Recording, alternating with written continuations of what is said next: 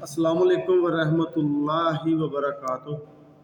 बाबा experiment में तमाम दोस्तों को मेरी तरफ से सलाम और मोहब्बत भरा मैसेज। अभी कुछ और प्रैक्टिकल लाएंगे तो इंशाअल्लाह ताला अल्लाह खैर करेगा। तो अब मैं आपके खिदमत में एक नुस्खा पेश कर रहा हूँ।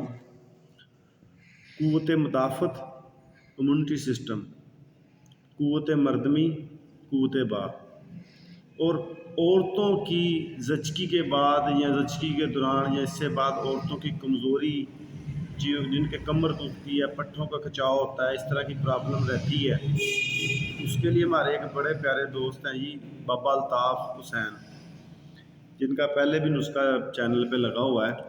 उन्होंने हमें एक गिफ्ट दिया है, तो कहते ही बनाएं, दोस्तों को दें और मतलब की जीनत बनाएं। ये 7 से 8 दिन के अंदर अंदर इतना ब्लड पैदा करता है और क़ुव्वत बाक और क़ुव्वत मुदाफ़त को, पूरी बॉडी को बिल्कुल एक्टिव कर देता है।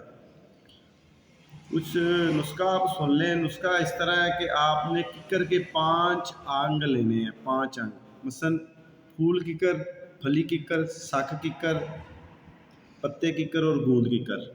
500 ग्राम लेने हैं, 100 ग्राम ले लें। फिर मस्त की रूमी आला 50 ग्राम इसमें खर लगाते हैं। फिर लस्सी से किया हुआ कुचला मदब्बर, तिब्बा ज़रा जानते हैं किस तरह करना है।